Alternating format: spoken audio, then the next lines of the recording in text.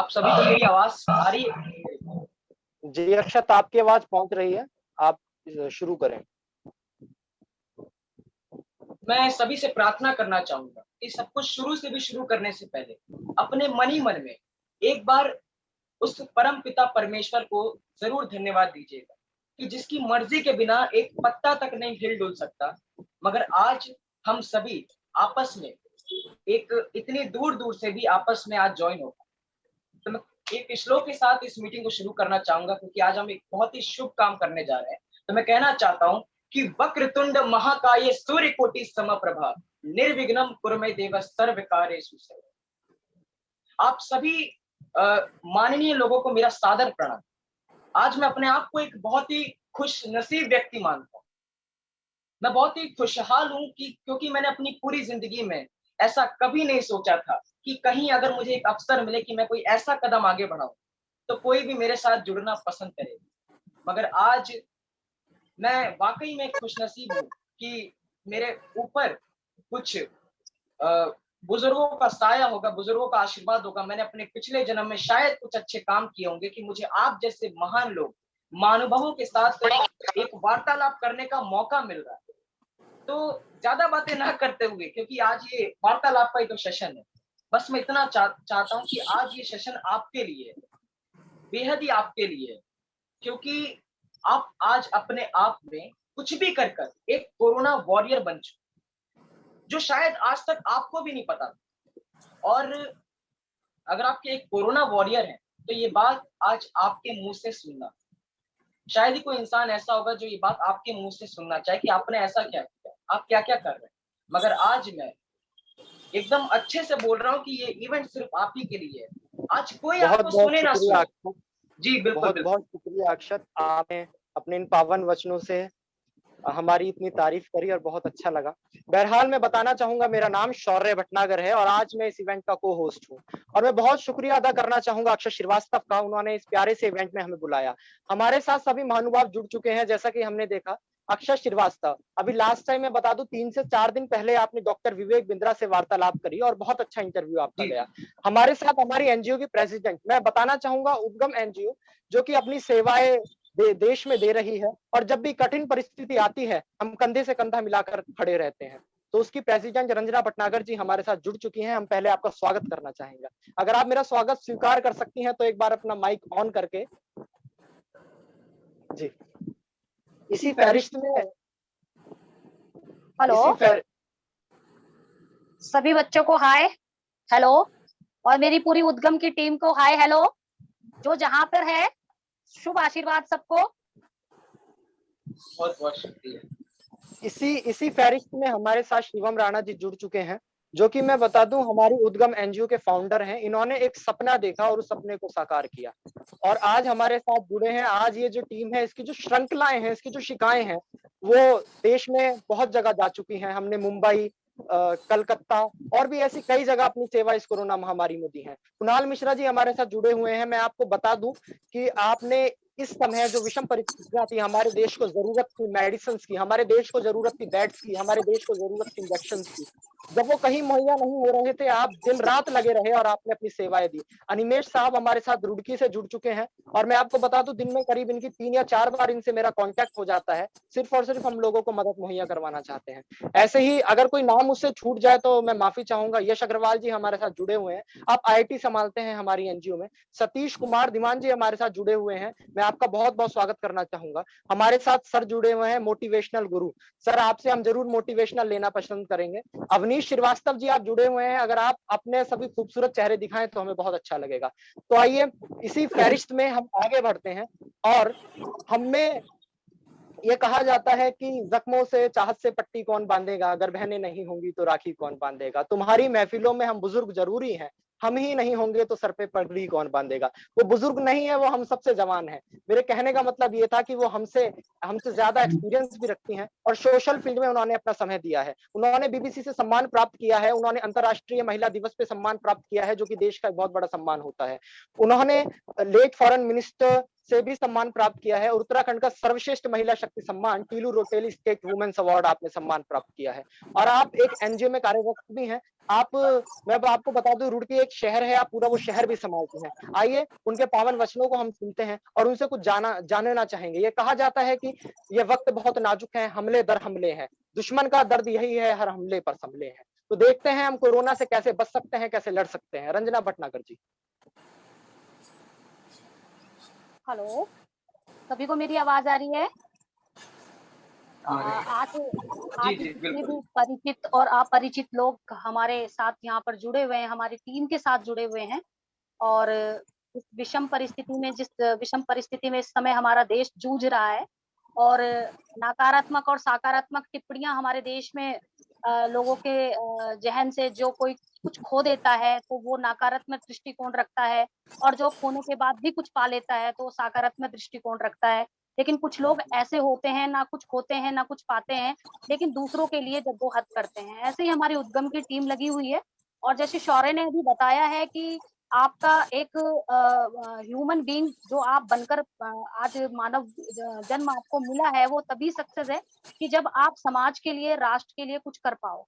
अब ये कोरोना काल में हमारी उद्गम टीम के मेंबर्स, युवा हमारे साथ, हमारे बच्चे जुड़े हुए हैं। सभी लोग अपने अपने स्तर पर जिस भी स्तर से काम कर सकते हैं, ऑक्सीजन मुहैया कराना, बेड मुहैया कराना, मेडिसिन मुहैया कराना, किसी को किसी के साथ जोड़ देना। कोई किसी के चेहरे को नहीं जानता है, बस फोन कॉल पे बात हो रही है।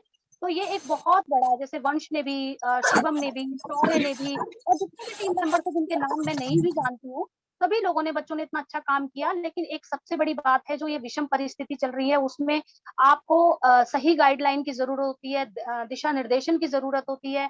हमें आज के दौर में कभी भी किसी के काम को क्रिटिसाइज नहीं करना है, क्रिटिसाइजर नहीं बनना है। उसकी पॉजिटिविटी को देखना है कि हम कहाँ से, किस नकारात्मक चीजों में से निकलकर हम किसी पॉजिटिव चीज से किसी का कोई फायदा कर सकते हैं। यदि हम किसी सिस्टम को बदलने की आज इस विषम परिस्थिति में कोशिश करेंगे, तो हम सिस्टम को नहीं बदल पाएंगे। सिस्टम को बदलने से पहले हमें खुद को बदलने की जरूरत है, और खुद को हम तभी बदल पाएंगे जब हमारे पास जितने भी संसाधन हैं जिनका हम सदुपयोग कर सकें। और वो संसाधन अभी हमारे पास पर्याप्त भी नहीं है। हमारी 130 करोड़ की जनसंख्या में जितनी भी जनसंख्या हम लोगों की है, और उसमें भारत की जो विषम परिस्थितियां हैं स्वास्थ्य सेवाओं की, उसके बावजूद भी आज भारत कोरोना से लड़ रहा है। और लड़ने में हम फाइटर की तरह सभी लोग लगे हुए हैं। ऐसा नहीं है कि लोग नहीं लगे हुए हैं। जिन लोगों ने अपने घर के लोगों को खोया है, परिवार के परिवार भी बर्बाद हुए हैं, लेकिन उसके लिए बहुत जरूरी है कि हम सबको ये सोचना है कि हमारी भूमिका क्या है। अब हम सब तो लगे हुए हैं और सेवाओं को हम दे भी रहे हैं। अब इसमें एक चीज है कि हम जो भी चीज आगे लेकर हम चल रहे हैं, तो हम एक टीम फीलिंग के साथ करें और एक दूसरे के साथ पारदर्शिता बनाकर उसको काम को करें, तो शायद हम बहुत अच्छे से अचीव कर पाएंगे। ये मेरी खुद की एक सोच है, और टीम फीलिंग बहुत जरूरी होती है। बहुत बहुत शुक्रिया रंजना जी, आप हमारे साथ जुड़ी। बेहद ही अच्छा लगा आपके वचनों को सुनकर। शौर्य जी। बहुत बहुत शुक्रिया। आपने आज अपने वचनों से हमें बहुत सी जानकारियां दी और आपसे हमें लिहाजा इंस्पिरेशन लेने की जरूरत है। और यकीनन आपने सोशल फील्ड में अपना सर्वस्व निछावर किया है, आपने अपना जीवन सोशल फील्ड को दिया है। तो हमें बहुत अच्छा लगा आज आप हमारे बीच मौजूद रहे। मैंने जिस प्रकार से जब ये इवेंट शुरू करा था, तो मैं बहुत जल्दी बोल रहा था, क्योंकि मैं चाहता था कि मैं अपनी सबसे अच्छी और सबसे ज्यादा पावरफुल जिनसे हम मोटिवेशन ले सकते हैं, हम उनको सुने। इसलिए हमने आपको सुन लिया है और हमारे अंदर वो शालीनता आ चुकी है। इसी फहरिस्त में हमारे साथ मौजूद हैं कुणाल मिश्रा जी, जिन्होंने कोरोना त्रासदी में देश का बहुत साथ दिया और लिहाजा मेरे बड़े भाई हैं और यकीनन बहुत अच्छे व्यक्ति हैं। और मैं कहना चाहूंगा, आत्मा के शब्द रूप का सौंदर्य है काव्य, मनुष्य होना भाग्य है, कभी होना सौभाग्य। कुणाल मिश्रा जी, जिनको ये भाग्य और सौभाग्य दोनों प्राप्त हुआ है, और अक्षत तुम्हें ये सौभाग्य प्राप्त हुआ है कि यह आज आपके चैनल पर आए हैं। तो मैं कुणाल मिश्रा जी से हाथ जोड़कर निवेदन करना चाहूंगा, आप अपना माइक खोलें और अपनी बात हमारे समक्ष रखें। कुणाल मिश्रा जी।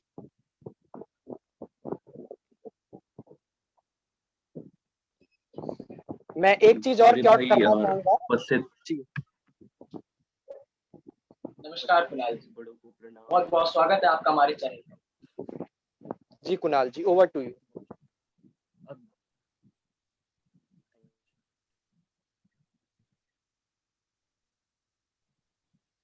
मैं सबसे पहले पिछले साल भी जो हालात हुए थे, धीरे धीरे हम लोग लापरवाह होते गए, काफी ज्यादा लापरवाह। उसी बीच अक्टूबर या नवंबर में सौर्य भाई से मुलाकात हुई, उद्गम संस्था से हम जुड़े और ठीक है, अपना काम धीरे धीरे प्रारंभ किया हमने। इस समय मार्च से जो हालात हुए और जो हाल दिल्ली के हुए, तो वो एक शायर ने पोस्ट भी डाला था और वो 2 लाइन्स थी बस कि पेमेंट की बात करने वाले आज पेशेंट की बात कर रहे हैं। तो हमारे ग्रुप के क्या बात।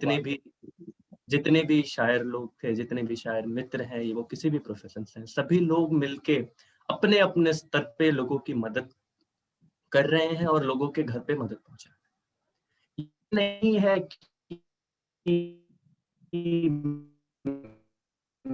मैं अपने फोन कॉल के द्वारा, हम तो बस एक जरिया बन रहे हैं, हम बस कनेक्ट कर रहे हैं पेशेंट और मदद करने वाले इंसान को। मदद तो वो इंसान कर रहा है जो वहां पे ग्राउंड में घूम रहा है और ऑक्सीजन सिलेंडर्स, मेडिसिन वगैरह दे रहा है। हालात ऐसे थे जब एक वक्त पे हमने हिम्मत खो दी थी अपनी, हम हार गए थे कि यार अब कुछ नहीं हो सकता। उस समय केसेस काफी ज्यादा हरिद्वार से आ रहे थे, हरिद्वार में जगह भी खाली थी। वंश भाई से बात हुई और फिर हम दिल्ली से कितने मरीजों को हरिद्वार भेजे। तो काम है, काम सभी वंश लोग भाई मिलकर आज कर भी रहे सेवा दे रहे हैं और उस वजह से वंश भाई पहुंच नहीं पाए। कुणाल जी, मैं आपको बताना चाहूंगा जी। हैं। जी जी जी।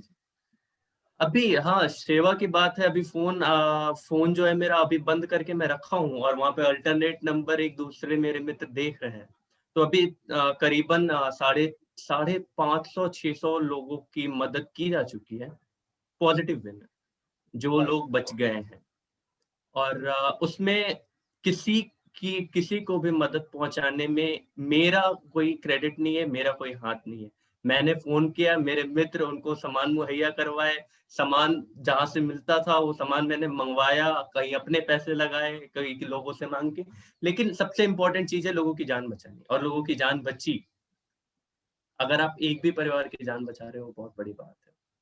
खैर, जरिया बात बहुत ऐसी जरूरी है। बहुत जी जरूरी। बिना बिल्कुल।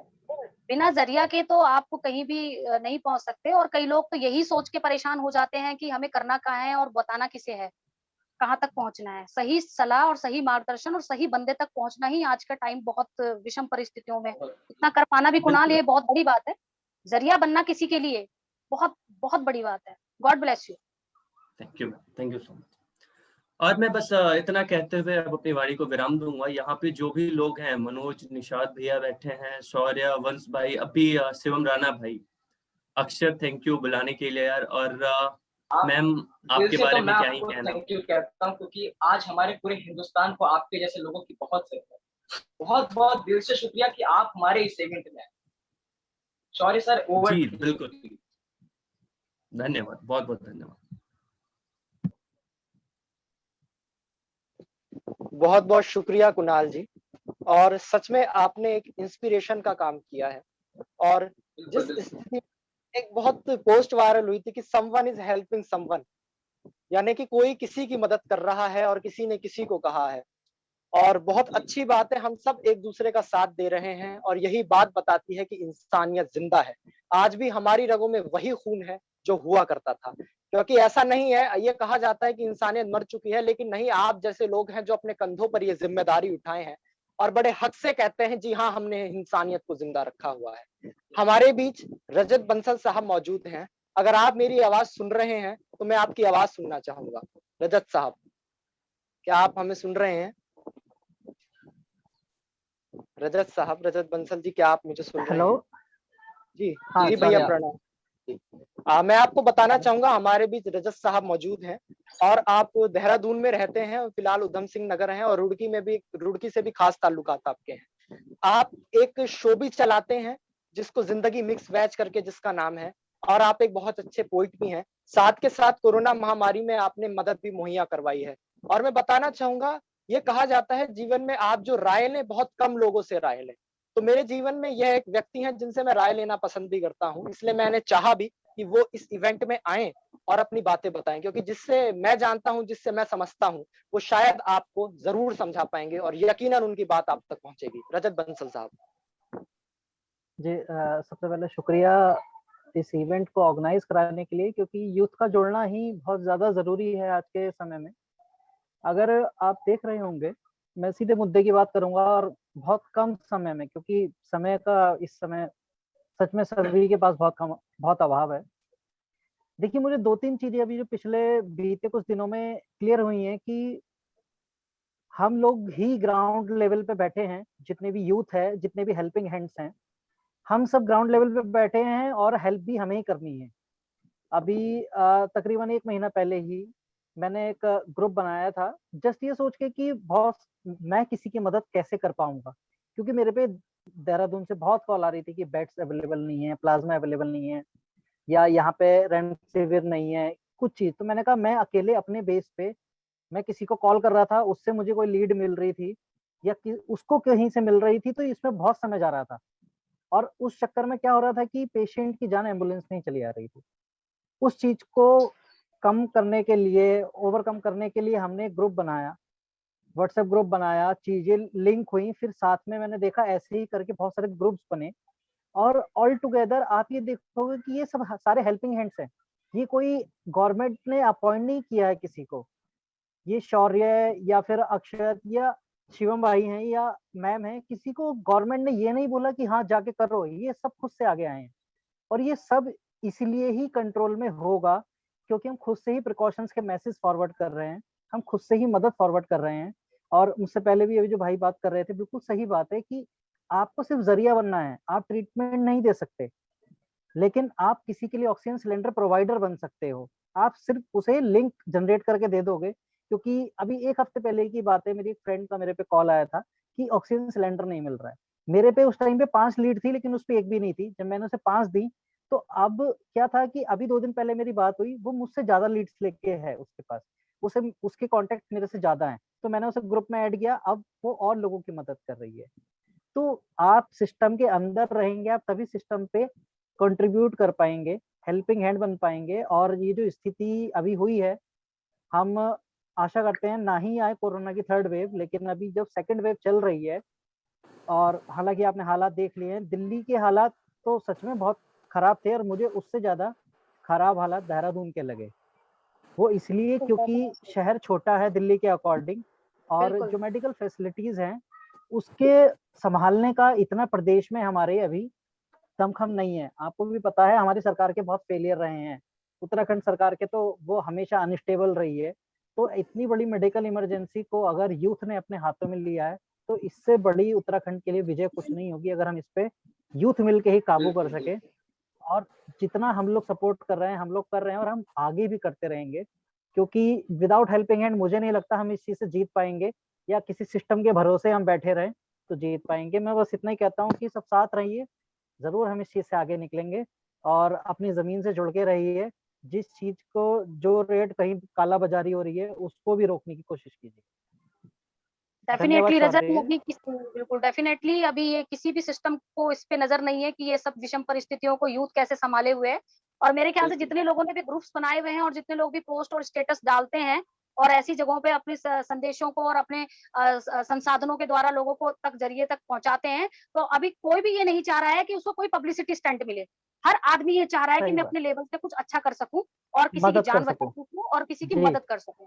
ये बहुत जी, बड़ा इंटेंशन है अपने यूथ के लिए और हमारी जो टीम जुड़ी हुई है उन सबके लिए, कि कोई ये नहीं चाह रहा है कि उसको कहीं भी रिकॉग्निशन मिले, कहीं भी वो स्टैंड बिल्कुल भी करे, नहीं। कहीं उसके पब्लिसिटी स्टैंड मिले। हर आदमी प्रत्यक्ष और परोक्ष रूप से छुपकर अपने आप को करके और ये सब काम कर रहे हैं। ये बहुत मतलब ग्रेटफुल है पूरी टीम के लिए। जी वेरी गुड, वेरी गुड, जी। Very good.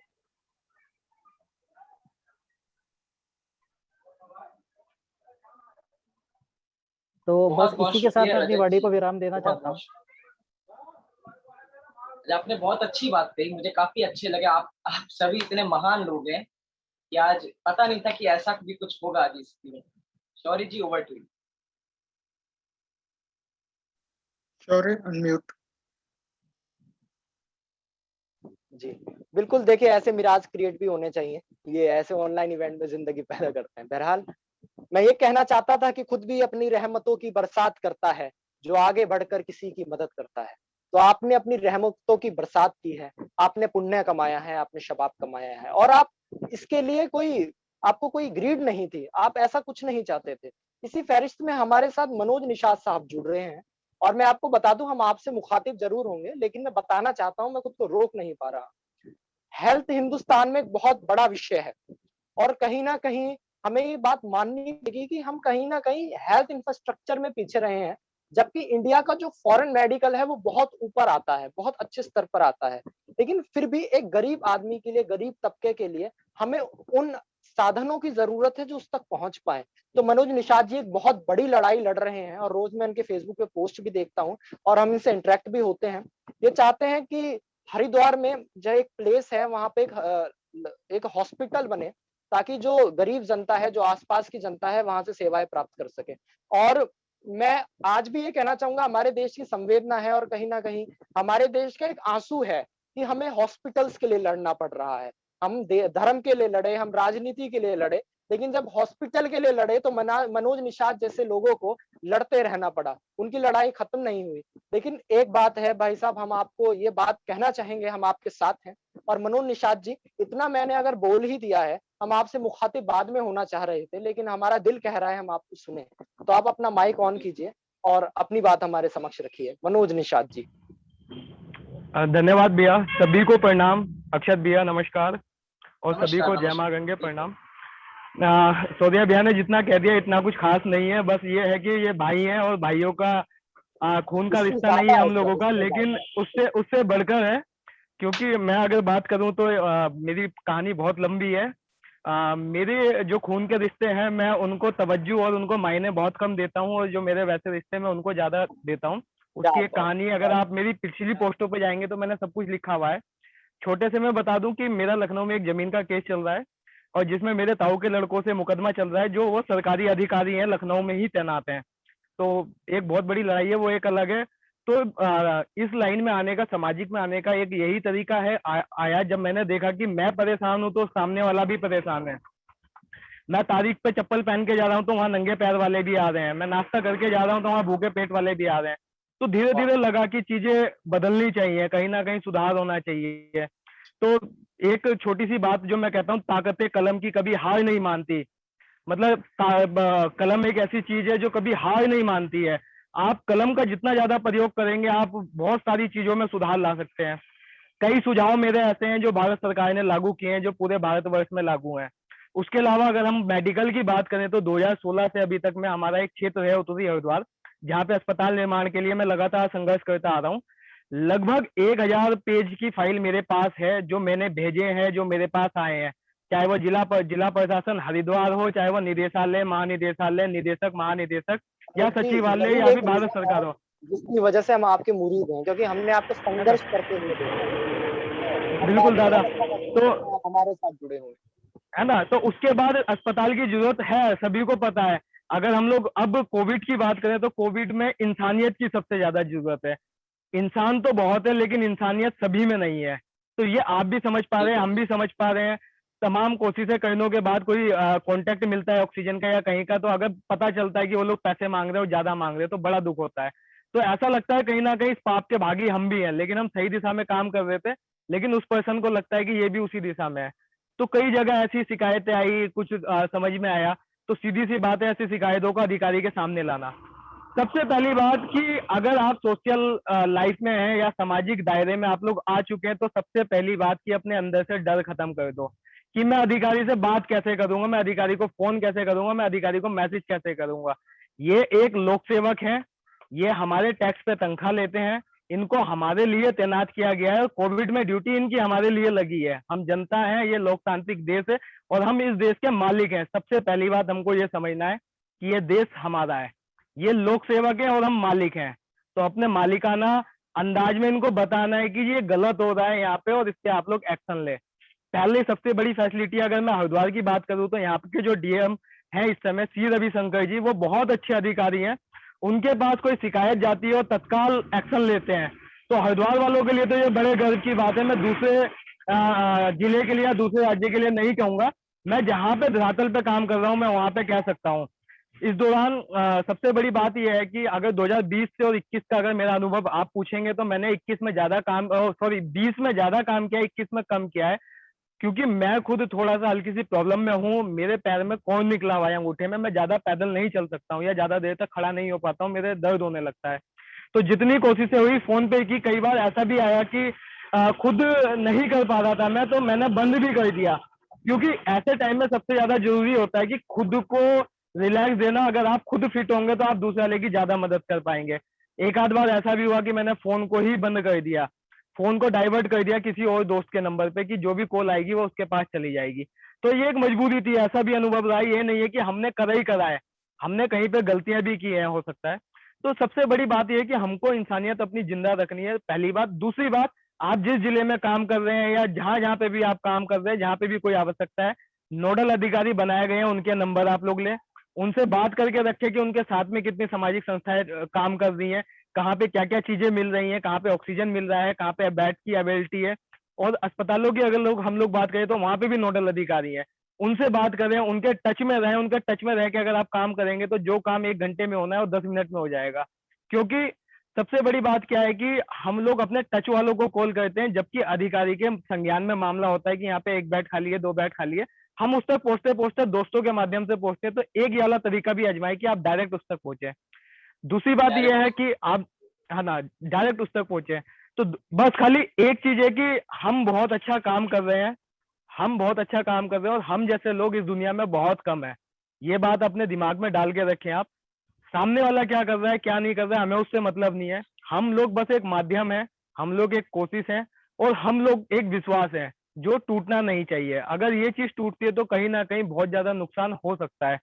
तो इसी के साथ मैं अपनी बात को यहीं पे छोड़ना चाहूंगा। इतनी और अच्छी बात करी आज आपने, वाकई में बहुत और अच्छा लगा आपसे दूसरा मिलकर। दूसरा यही है कि आप आज हम लोगों ने बात करी है, हम लोग जीवन में कभी मिलेंगे भी, ऐसा मैं चाहूंगा माँ गंगा के आशीर्वाद से। और यहाँ के माध्यम से मैं आपसे एक रिक्वेस्ट करूंगा कि आप कोई भी एक विषय को उठाएं, उस पर चिट्ठी पत्री उठाएं, उस पर लिखना चालू करें, चाहे वो कुछ भी हो। कहीं पे लाइट लगनी हो, कहीं पे सफाई होनी हो, कहीं पे कुछ भी होना है, आपको किसी भी तरीके की चिट्ठी पत्री में कोई भी जरूरत हो, आप मेरे को फोन करें, मेरे को मैसेज करें, जितना होगा मैं आपको बताऊंगा। लेकिन बिल्कुल कदम बिल्कुल। आपने ही बढ़ाना होगा। मैं आपको खाली बता सकता हूँ कि आप ऐसे ऐसे कर लीजिए, ये लिख के भेज दीजिए, वो कर दीजिए, खाली यही चीजें हो सकती है। और करना आपको पड़ेगा, चलना आपको पड़ेगा। बहुत धन्यवाद। इसी के साथ लगे रहिए, करते करते रहिए, माहौल अच्छा होगा तो हम लोग साथ में एक कप चाय पियेंगे। बिल्कुल बिल्कुल, इसीलिए तो हमने आज धन्यवाद ये धन्यवाद। इवेंट रखा था अनुज ताकि आप जैसे लोगों का संदेश आज मिल पाए लोगों तक। शौर्य भैया। जी बिल्कुल, चाय की बात तो आपने अच्छी बोल दी, क्योंकि हिंदुस्तान को जोड़ने वाली चाय है। भैया चाय एक चीज और बिल्कुल पता है, मेरा मोबाइल खिलाफ है, जूम ऐप पे नहीं आ रहा है, दोस्त का फोन लिया उसके घर आया फटाफट। आपका आपका मोबाइल खिलाफ है, लेकिन हम आपके साथ हैं, इसलिए आप आ गए। हम आपके बिल्कुल साथ बिल्कुल हैं, बिल्कुल हमेशा भैया। आपका साथ जो रहेंगे। बिल्कुल, लहजा आपने आपका जो जो कहा है ना, लहजा हम था, जरूर मिलेंगे किसी दिन। आपका जो लहजा था, उसमें सत्ता के प्रति जो तल्ख भावना थी, यानी कि जो होनी भी चाहिए। और आपने एक नाम सुना होगा, एक बहुत बड़े फिलोसोफर हुए हैं, बहुत बड़े पोइट हुए हैं, हबीब जालिब। वो जो साए में हर मसलियत के पले, ऐसे दस्तूर को सुबह दे नूर को, मैं नहीं मानता मैं नहीं जानता। वो सत्ता के वाह वाह। सामने आंखों में आंखें डालकर ये कहते हैं कि सर, आप कुछ भी कहें, कुछ भी हो, आपको हमारे लिए काम करना पड़ेगा। आपको, अगर आप नौकरशाह हैं, अगर आप आईएएस पीसीएस हैं, आपको हमारी बात माननी पड़ेगी। और ऐसी आवाज को बुलंद करने वाले लोग हैं मनोज निषाद, जो जानते हैं हमारे अधिकार क्या है। उन्हें पता है चारागर कौन है, और चारागर से किस तरीके से, डॉक्टर से किस तरीके से ट्रीटमेंट लेना है। और वो जो डॉक्टर्स हैं, उन डॉक्टर्स को जगाने वाले लोग मनोज निषाद साहब हैं। और मैं आपका तहे दिल से बहुत अभिनंदन और धन्यवाद करता हूँ, आप हमारे साथ हैं। क्योंकि कुछ बातें होती हैं कि जो हमें बोलनी पड़ती हैं, और कुछ बातें होती हैं जो दिल से निकलती हैं। तो आपके लिए सम्मान दिल से निकल रहा है। बहुत बहुत शुक्रिया बहुत मनोज जी, धन्यवाद भैया, आप जैसे बहुत लोग इस धन्यवाद। दुनिया में हैं। और मैं आपको शुक्रिया भी इसलिए कर रहा हूँ कि आप शुक्रिया के मोहताज हैं। क्योंकि आपने आज एक बात तो बिल्कुल कह दी कि अगर कोई समस्या है तो हम आपसे कॉन्टेक्ट कर सकते हैं। बहरहाल आगे बिल्कुल। बढ़ते बिल्कुल हैं। भैया। हमारे बीच एक युवा है, जिन पर एक केस स्टडी भी मैंने बनाई थी। और वो इसलिए कि ये कहा जाता है कि एकला चलो, अगर कोई साथ ना हो ना, कि आप एकला चलो, बंगाल में कहा जाता बिल्कुल है एकला चलो रे।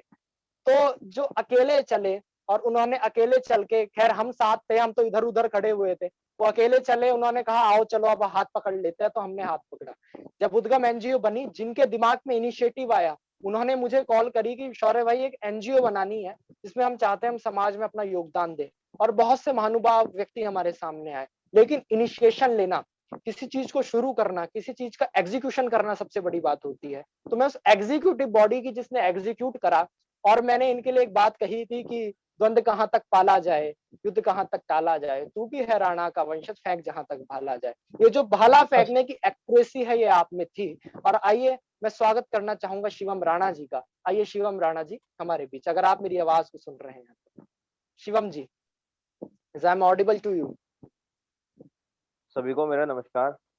और मनोज भाई, आपने जो बात बताई हुई सच्चाई है बिल्कुल। और आपका, चलो देखो, आपकी तो हेल्प हम लेंगे ही, क्योंकि आप इतना तो सरकार से हम भी नहीं वो रखते कि नोडल अधिकारी को फोन किया। हम भी अपने फ्रेंड सर्कल में कहते हैं, और जो एनजीओज देवबंद में काम कर रही हैं या रुड़की काम कर रही हैं उनकी हेल्प लेते हैं। हमको इतना नहीं पता होगा जितना आपको पता है सरकारी विभाग से कैसे टैकल करते हैं। रंजना मैम को पता होगा, मेरे को तो नहीं मालूम है। हमारी टीम में रंजना मैम है हमारे पास, तो हमें किसी चीज की चिंता करने की बात नहीं होती। और इसी इसी वजह से हम किसी से एक्स्ट्रा कांटेक्ट भी नहीं बना के चलते कि रंजना मैम है तो बस बात खत्म हो गई। अब हमें जो जो भी रुड़की में क्वेरी आएगी, दवाई की, वैक्सीन की, बेड्स की, तो हम रंजना मैम को बोलते हैं। हमारे पास वो ऐसी चीज है, मैं सबको बोलता हूँ कि बस रंजना, कल भी बात हो रही थी मैम की, एक वो ऑफिस में कलीग है, काजल काजल मैम का, तो कल मेरी बात हो रही थी उनसे। तो मैंने भी उनको ये कहा था, मैं कहा देखो, बस हम रंजना मैम को ही जानते हैं, और हम किसी को रुड़की में इतना नहीं कहते कि हमारे साथ जुड़ो या नहीं, हम अपना काम करते रहते हैं आराम से। लेकिन आपकी, मनोज भाई, मैं एक उसमें मदद कर दूंगा। जो आपको लखनऊ वाला केस चल रहा है ना, उसको जरा आप मेरे साथ एक बार बताना। उसमें मैं देखता हूँ क्या हो सकता है। अगर कोर्ट में है मामला तो फिर कोई दिक्कत वाली बात नहीं। और पहले तो मैं क्योंकि हिंदुस्तान ये की भाई आपको साहब एक, खुद भी एडवोकेट हैं, मैं आपको एडवोकेट है, बिल्कुल खुद भी एक अभी बना नहीं एडवोकेट। है लेकिन वो है। लेकिन फिलहाल ये 3-4 मीडिया चैनल्स पे लाइव चल रहा है राणा जी। बहरहाल आगे बढ़िए। शिवम, कोई बात नहीं, कोई बात नहीं। तो उसमें ऐसा है कि जैसे हमें सबने बताया कि व्यवस्था कैसी है हमारे यहाँ की, ऐसी है कि सरकार के पास अभी 1% से कम लोगों की भी, हमारी जनसंख्या के 1% से कम लोगों की भी इलाज करने की हमारे पास संसाधन नहीं। सच्चाई हमारे पास यही है कि ना तो 1% लोगों की दवाई हमारे पास है, ना हमारे पास बेड्स है, ना ऑक्सीजन सिलेंडर्स हैं, कुछ भी नहीं है।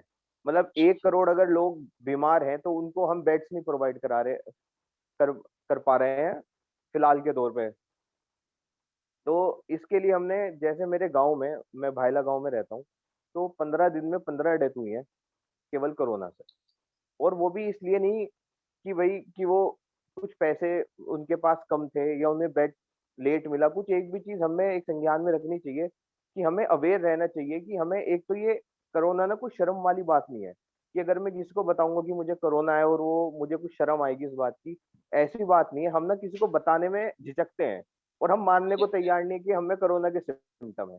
हम आठ यही दस तो बात दिन है, दुर्भाग्य है। जो ये मरने होना वाली चाहिए स्थिति है ना, बिल्कुल। वो बेड स्टेज पे पहुंच रहे हैं। मैं आज एक की केस स्टडी कर रही थी शिवम, इंटरप्ट करूंगी।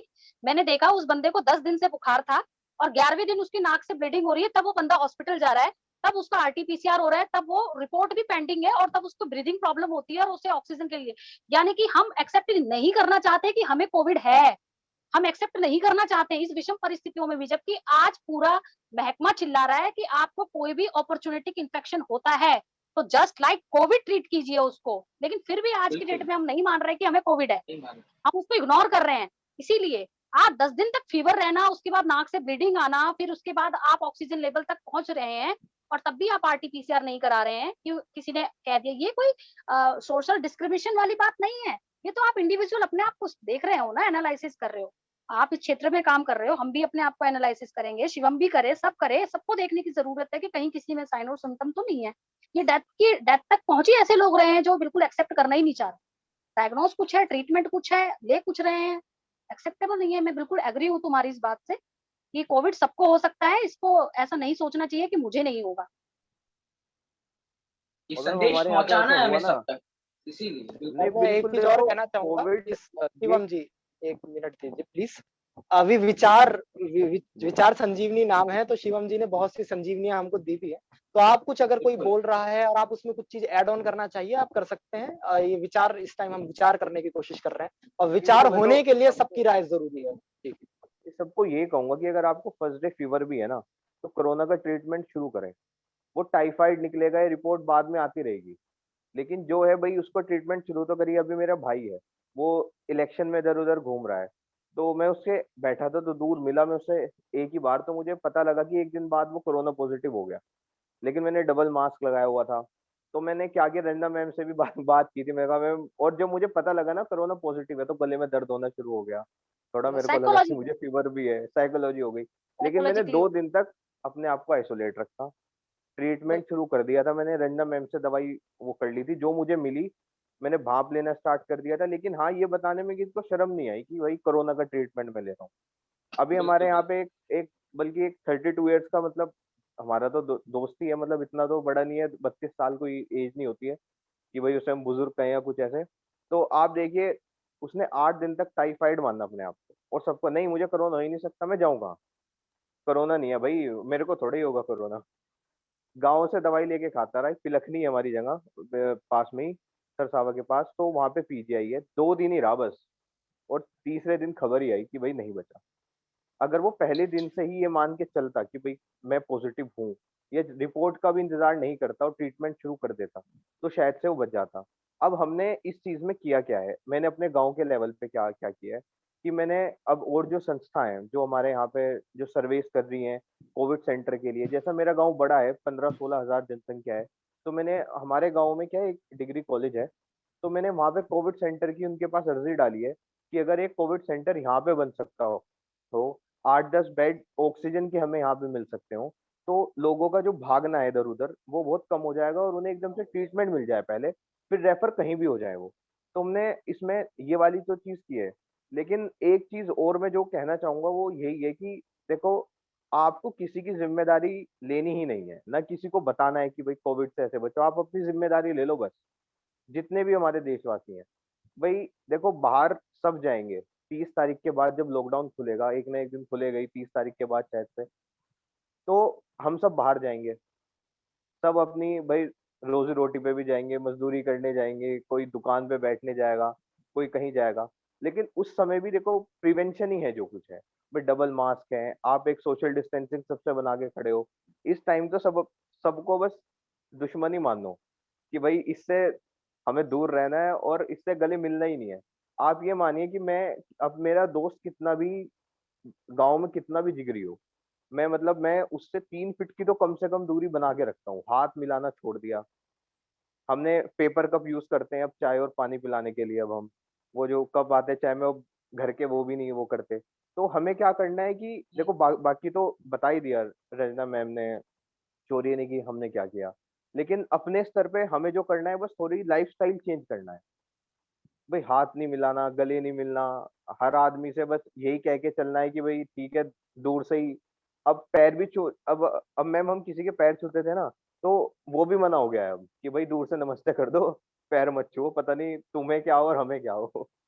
तो ऐसे करके तो मेरा तो बस आपको यही कहना है कि सबके सब लोग, आप जो भी हैं अपना ख्याल रखें पहले तो। फिर जैसे सर ने बात की थी लीड्स की, तो हम क्या जैसे मनोज भाई ने बहुत अच्छी बात बताई कि नोडल अधिकारी से कांटेक्ट करो सीधा। भाई 10 दोस्त, हम हमें क्या पता होगा कि किस हॉस्पिटल में कहाँ पे बेड्स खाली हैं कहाँ नहीं है, लेकिन नोडल अधिकारी को तो पता ही होगा। तो इसमें जो भी है टाइम सेविंग ही है, किसी के 10 मिनट भी बच जाएंगे तो वो भी मरने से बच सकता है। तो जी मैं तो बस इतना ही कहना चाहूंगा। बाकी तो अब मैं सोच के बहुत आया था कि बोलूंगा, लेकिन मनोज भाई ने इमोशनल बोल कर दिया सकते हैं आपको सर सारे पूरा नहीं, मौका नहीं है मनोज आपके भाई ने पास। इमोशनल किया। भैया माफी माफी चाहूंगा, फिर आगे से मैं आखिरी बार बोला करूंगा, जो चीजें मतलब मैं सुन लिया करूंगा उससे नहीं अलग नहीं थोड़ा नहीं, सा बोलूंगा। उससे ये मैं कह रहेगा रहा कि हूँ ज्यादा बातें हम लोग ज्यादा तक पहुंचाएंगे। आपने जो बता दिया ना कि मेरे अंगूठे में कुछ हो रहा है, वो आप फिर भी हेल्प कर रहे हो, फिर भी, और आपकी मेहनत हमने देखी है मनोज भाई, तो आपके सामने हम कुछ बोलने को हमारे पास रह नहीं जाता है। भैया 2020 के मुकाबले इस बार में, पहले मतलब 20 में तो पूरा हम लोग कोविड फील्ड में रहे हैं, सुबह से रात हो जाती थी, लेकिन इस बार बहुत लिमिटेड बाहर निकल रहा हूँ क्योंकि मुझे खुद अपना ख्याल रखना है, मेरे साथ में प्रॉब्लम ये है। बिल्कुल रखो, तो बिल्कुल। इसीलिए मतलब बाहर कम से कम निकलना हो रहा है, फोन कॉल से या दोस्तों यारों के साथ जितना पॉसिबल हो रहा है वही चल रहा है। देखो जब अपना एक आदमी ख्याल रखेगा जब तो आंकड़े कम आएंगे ना। ये बिल्कुल बिल्कुल बिल्कुल। वही। इस साल बिल्कुल। एक ही तो बढ़ के इस 3 लाख साल हो मैं जाते हैं। कोरोना, पिछले साल जब कोरोना था, कोरोना के फील्ड में काम कर रहा था, तो उस समय ये सोच रहे थे कि कोरोना नहीं हो नहीं हो, इस बार जब मैं प्लाज्मा ढूंढ रहा था दिल्ली में, हाँ, हमारे साथ में एक मेरी दोस्त काम कर रही थी, वो अभी तक 1100 लोगों को प्लाज्मा दिला चुकी है दिल्ली में। तो ऐसे ऐसे लोग हैं, काम कर रहे हैं। तो मैं 5 बार नेगेटिव आया, कोविड की रिपोर्ट अपनी चेक कराई, 5 बार नेगेटिव आया। उसके बाद मेरे को लगा कि मैं किसी काम के लायक नहीं हूँ अगर प्लाज्मा डोनेट नहीं कर सका। यानी आपको 5 बार शक हुआ आप पॉजिटिव हैं। नहीं, ये तो 5 लाना बार चाहते शक थे होने अपने के आप को बावजूद भी पॉजिटिव। हम काम नहीं, करते मानने रहे को और लगता है सर ना, मानने को तैयार नहीं थे कुणाल कि मैं को नेगेटिव हूँ। कुणाल को ये लग रहा था कि मैं भी एक प्लाज्मा डोनर बनूं, तो ये भी एक बहुत बड़ी बात है कि ये इतनी हाँ, बड़ी फीलिंग रखना भी अपने में एक बहुत बड़ी बात है। लोगों को खैर, मैम, लोगों पॉजिटिविटी को कर रही है। मनाना मुश्किल हो गया था प्लाज्मा देने के लिए। एक तो बिल्कुल। मजाकिया केस क्या हुआ कि एक 24 साल के युवक है, उनका नाम नहीं लूंगा मैं, उनके सारे चेकअप हो गए ILBS में, वो रेडी हो गए कि ठीक है प्लाज्मा देंगे। सुबह सुबह उनकी मम्मी ने मना कर दिया एंड वो फोन करके बोल रहे हैं भैया मम्मी ने मना कर दिया, मैं नहीं दे सकता। तो ऐसी ऐसी घटनाएं भी हुई है, क्या कहें। नहीं, मेरे साथ तो लेकिन ऐसा हुआ हाँ, था कि मैंने को कहा देहरादून में, उन्होंने कहा मैंने तो अपनी फैमिली मेंबर के लिए बचा के रखा हुआ है, पता नहीं कब हो जाए। तो उन्होंने ये भी एक कोरोना भी एक पूरा फॉर फ्यूचर प्लानिंग है। हाँ, किसको कब किसकी उन्होंने कहा जरूरत मैं तो पड़ जाए। प्लाज्मा दूंगा ही नहीं, ये तो आप मुझे लिख के देखिए, आप दिलाएंगे। और मैं आपको एक चीज से और करूँ, आधे घंटे मैंने पहले न्यूज पढ़ी थी, 1 घंटे पहले, कि अब तीसरी वेव स्टार्ट हो गई बच्चों वाली। राजस्थान में 341 बच्चे कोरोना पॉजिटिव आए हैं, और सभी लोग ये कह रहे हैं कि अब जो तीसरी वेव हिट करेगी वो 18 से जो नीचे उम्र वालों को ही करने कितनी वाली उम्र है, वाले? स्पेशली 12 से 17 साल के लोग बच्चे ज्यादा इफेक्टिव होंगे इसमें। 12 टू और हुए भी 17। मैम वो आज राजस्थान में 341। और देखो, बच्चों के जाने से पूरा परिवार टूटता है, घर वालों को भी कुछ भविष्य दिखता नहीं है। बिल्कुल। तो ये जो हमारा फेज आएगा, ये बहुत ही मतलब खतरनाक आएगा। तो अगर हमें ज्यादा प्रिकॉशंस की जरूरत है। जो छोटे बच्चे बाहर खेलने से मानते नहीं है ना, तो बिल्कुल। उनको रोकना है। मैंने भी अपने गांव में देखो सारी जगह का खेलना बंद करवाया हुआ है। मैं सबको ये टोकता तो हूँ कि भाई देखो, है कि लोग इतना सब कुछ विध्वंस होने के बाद भी, आप ये विध्वंसी तो बोलेंगे, आपकी 1/4 जनसंख्या कहाँ है कहाँ नहीं है आपको आज पता नहीं है। इतना सब कुछ होने के बावजूद भी हम आज की डेट में भी लोगों के मुंह से सुन रहे हैं कि कोरोना कुछ है ही नहीं।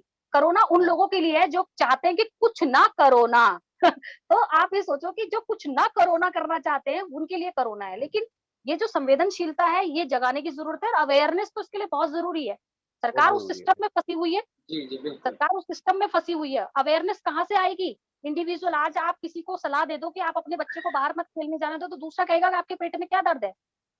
अगर आप कह दीजिए आपके बच्चे को कोरोना हो सकता है, आप अपने बच्चे को बाहर मत जाने दीजिए, तो वो आपसे कहेगा तो ऐसे तो होगा नहीं, तू मेरे बच्चे को पहले नजर लगा दे कि मेरे बच्चे को कोरोना होगा। आप सलाहकार भी नहीं बन सकते हो। आप सलाहकार तब बनोगे, आपको इंडिविजुअल पहले तो संवेदनशील होने की। अगर किसी ने अपने परिवार से एक भी सदस्य को खोया है, तो आप उस दर्द को अपने परिवार में महसूस कीजिए कि आपने अपने परिवार से एक सदस्य को खोया है, तभी आप संवेदनशील होंगे कोरोना के प्रति। बिल्कुल नहीं तो बिल्कुल, आप बहुत बड़ी बात आपने बोली, आज भी बिल्कुल। आज भी आज भी लोग मजाक उड़ा रहे हैं इस चीज का। लोगों के परिवार का विध्वंस हो गया है, पूरे 18 लोगों की फैमिली में एक बंदा बचा हुआ है जो पागलों की स्थिति की मनस्थिति में। मेरे पास केस स्टडी है लोगों की, मैं तो रोज इन सब चीजों को देखती हूँ, झेलती हूँ, है।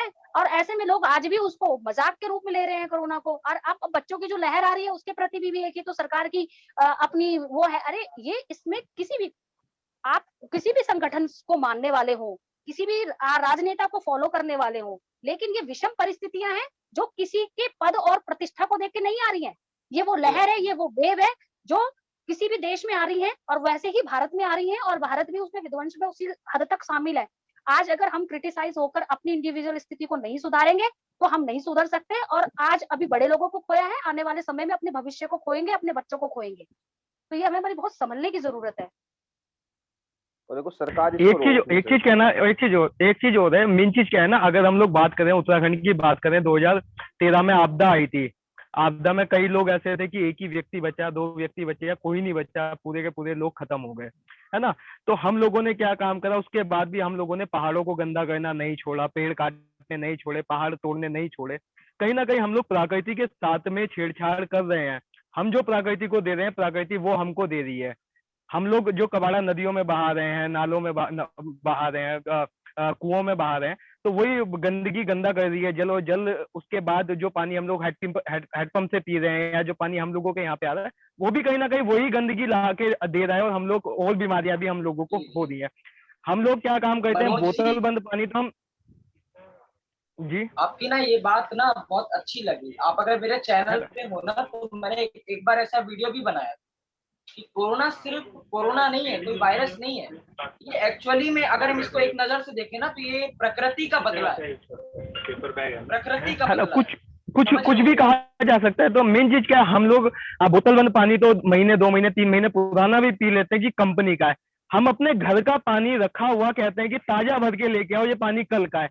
मतलब हमारे घर का पानी एक दिन में खराब हो जाता है, वो बोतल बंद पानी महीनों तक हम बिल्कुल पीते हैं, बिल्कुल। है ना। और हम कितने गर्व से कहते हैं यहाँ पे 20 रुपए की बोतल पी रहे हैं। मतलब जो प्राकृतिक पानी है, जो नदी हमको दे रही है, जो कुआं हमको दे रहा है, जो हैंडपंप हमको दे रहा है, हम उसको अगले दिन ही कह देते हैं कि हम साइंटिस्ट हो गए कि ये पानी खराब है, जबकि महीनों पुराना पानी बोतल बंद हम पैसा दे के पी रहे हैं। हम लोगों की मानसिकता इतनी हो गई है कि हम लोग अपने दिमाग से मानसिकता कुछ सोचते ही बहुत नहीं गलत है है इस समय। ना। जी हमको ऐड दिखाया जाता है कि कोल्ड ड्रिंक पियो, कोल्ड ड्रिंक का ऐड आता है 50 रुपए में 1 लीटर, 1.5 लीटर, 1.25 लीटर, आधा लीटर। कोल्ड ड्रिंक क्या हमारी इम्यूनिटी सिस्टम बढ़ा रही है या क्या हमको फायदा पहुंचा रही है? जो यस, एक्टर है पैसा ले रहे हैं, बिल्कुल। ऐड कर रहे हैं, वो क्यों नहीं बताते कि गिलोय का जूस हम ऐसे पियेंगे तो इसका फायदा क्या होगा, नीम की दतून करेंगे तो उसका फायदा क्या होगा, तुलसी का काढ़ा बना के पियेंगे उसका क्या फायदा होगा। हमको हमारे जो पुराना खान पीन है उससे क्यों पीछे किया जा रहा है? आज हम गेहूं और चावल 2 ही चीजों पे टिके हुए हैं। हम लोग बाजरा, मक्की, राई, हम लोग ऐसी चीजें क्यों नहीं खा रहे हैं? हम लोग क्यों भूल गए अपना पुराना जो हम लोग खाते थे, जिससे हम लोगों को एनर्जी मिलती थी, ताकत मिलती थी, है ना। तो हम लोगों को कुछ चीजें ये भी समझने वाली हैं कि हम लोग जो गंदगी कर रहे हैं, जो कबाड़ा फैला रहे हैं, या जो केमिकल का हम लोग प्रयोग कर रहे हैं, या हम लोग खुद खान पीन जो हम लोग जिसका उपयोग कर रहे हैं।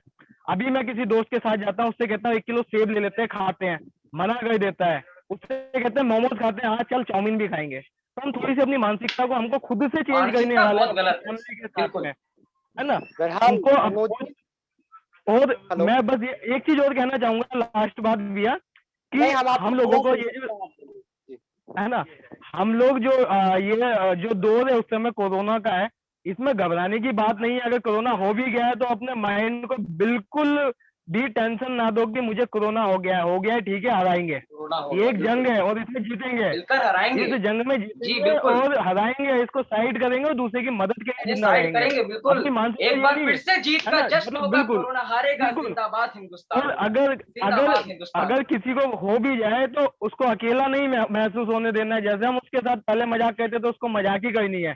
उसको हो गया, अरे हो गया, छोड़ना यार, ऑक्सीजन लेवल डाउन जा रहा है, अरे कहाँ डाउन जा रहा है यार, वो वहां पे हम लोग लास्ट टाइम कब हंसे थे। उसको जहाँ हंसाया, थोड़ा सा उसकी एनर्जी अंदर की बड़ी, ऑक्सीजन लेवल उसका बढ़ना चालू हुआ ऑटोमेटिकली, है ना। कुछ ऐसी चीज है कि मतलब किसी का साथ नहीं छोड़ना है। दूसरे कि हम लोगों को लिक्विड हमेशा लेना है, किसी को कोरोना हो गया तब भी, नहीं हुआ तब भी, खाली पेट नहीं रहना है। तो मतलब ये नारियल पानी मिल जाए तो बहुत अच्छी बात है, बहुत सारे फायदे होते हैं उसमें।